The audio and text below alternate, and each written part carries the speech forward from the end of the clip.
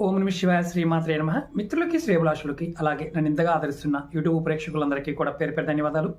మిత్రులారా, మీ అందరికీ పరాదేవత ఎలవెలలా మీతో ఉండి మీ మనోవాంఛ నెరవేర్చాలని మనస్ఫూర్తిగా కోరుకుంటున్నాను. చాలామంది మిత్రులు, అక్క చెల్లెలు మెయిల్స్లోను, కామెంట్స్లోనూ గురువుగారు మాకు తల వెంట్రుకలు బాగా రాలిపోతున్నాయండి, జుట్టు రాలిపోతుందండి, ఎన్ని ఆయిల్స్ వాడినా, ట్రీట్మెంట్ తీసుకున్నా ఇది ఆగడం లేదండి, కారణం ఏంటో తెలియదు, దానికి ఏదైనా తేలికైన చిట్కా చెప్పండి చాలామంది అడిగారు.